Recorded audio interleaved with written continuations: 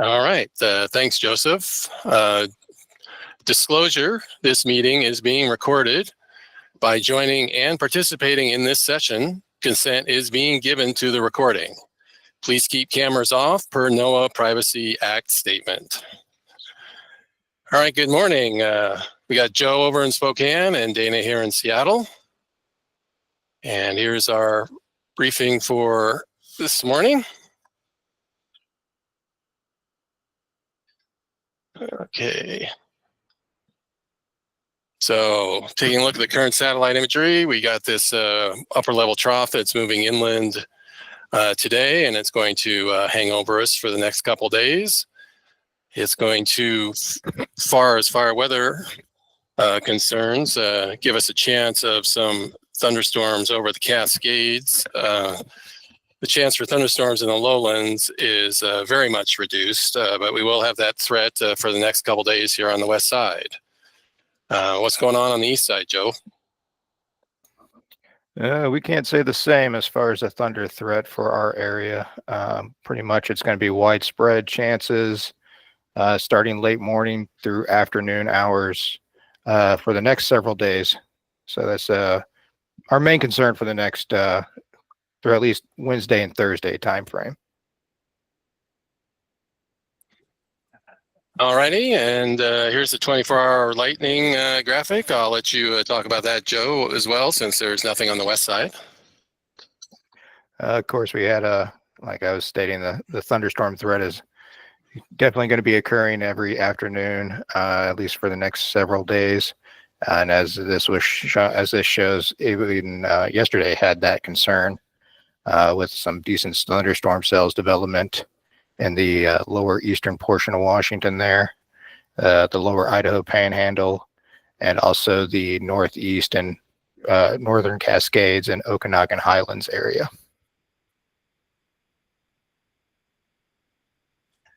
All right, well, here's a quick summary for the week ahead here in Western Washington. You see the threat is low. We do have the thunderstorm chance in the Cascades the next couple days, a slight chance lingering into Wednesday. We'll dry out here on the west side Thursday and Friday before another system possibly moves in over the weekend. For Eastern Washington, Joe?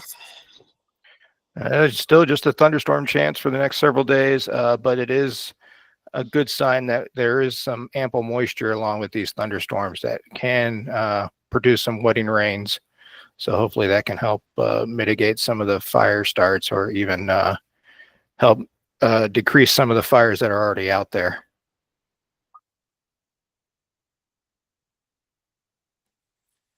And here's the lightning threat here, and we do have that slight threat here in the north, mainly North Cascades. Some of them might float down into the lowlands up in northwest Washington, but the chances of that happening are less than 20%.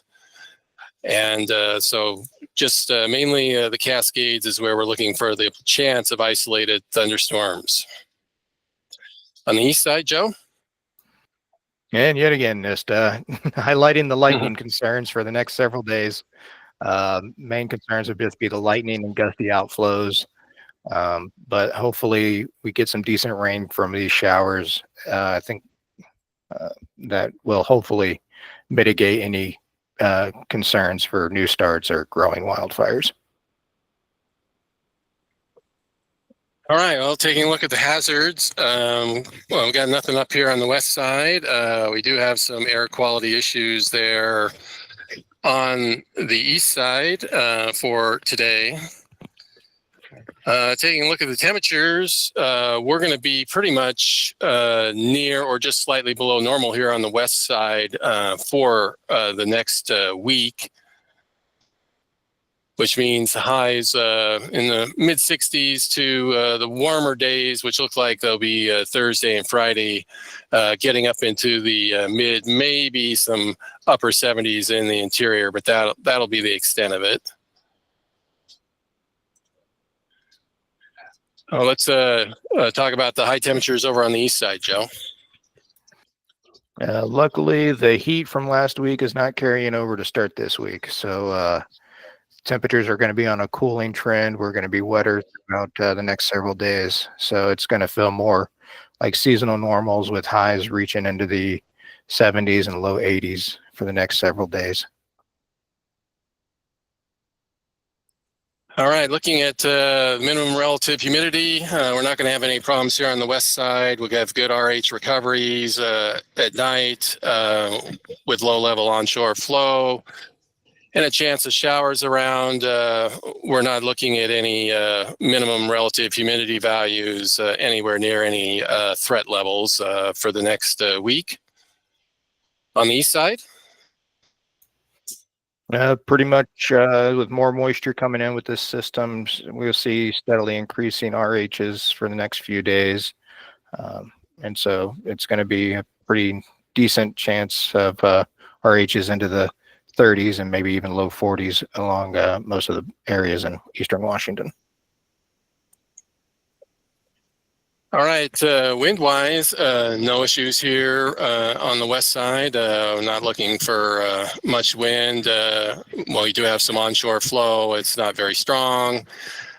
So we're not looking at any wind issues here in western Washington for the next week. Looks like it might be just a little bit breezy on the east side, but not too bad. Joe?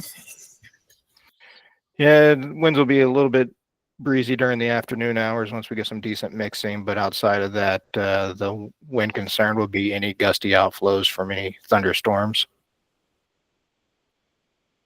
All right, and moving on, chance of wetting rains. Here on the west side, chances are minimal until we, I wiped it out there. Till we get into the weekend, then it's just a small chance over the weekend, less than 20%. For the east side, Joe? Just the afternoon instability creating some isolated shower chances across the region. They're kind of hard to place exactly which areas will be best, but definitely today it's going to be mainly the southeast Washington and the Cascades, and then eventually it'll further spread across the region as the next few days progress. All right, and looking at the prop thunder, you can see it's right along the crest here in western Washington. For the Cascades, kind of leans in a little bit over the southwest interior. Today, those threats disappear as we get into day 4, but it looks like it's 20% or less over here on the west side. For the east side? Yeah, just increasing thunderstorm threat during the late morning, early afternoon hours. All righty. And moving on to the QPF, nothing much here on the west side. We just got showers for chance of showers for the next few days. Here's looking at the total precip for days 1 through 5. You can see we're still down less than 1/4 of an inch. There is a chance for more significant precip in days 6 and 7. And you can see there we do have a chance to get some good rains in the Cascades. But right now, being out at day 6 or 7, there's still some uncertainty with that forecast. For the east side? We're just going to be under a decent air mass that has a pretty decent moisture with it. So hopefully these showers can put down some decent rain amounts that will hopefully bring us some wetting rains and minimize fires. All right, and looking at the trends for Spokane, Joe? Yeah, just seeing Spokane here, you have the cooler trend for the next few days, bringing in some mild or moderate temperatures. And RH is kind of on the uptrend too. Winds are going to be kind of minimal wind speeds outside of any thunderstorms that might create some gusty outflows. Yeah, so over here on the west side, you can see I've chosen Marble Mount up in the North Cascades. You can see the nice humidity recoveries every day. And the minimum humidity numbers don't really dip that far, maybe below 60 for a little bit, but that's not a problem. And we look ahead to the 8 to 14 day outlook. We do have above normal temperatures here in the Pacific Northwest, but we're also looking at above normal precipitation possibilities. And with that, that's about all I have for the west side. Would you like to add anything, Joe? While the trend is warmer for the next week, temperatures are on the downswing as far as not expecting any chance of reaching 90s, except maybe for a few isolated spots through the central basin.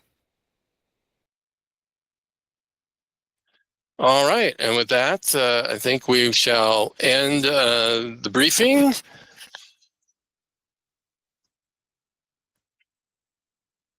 And we will go to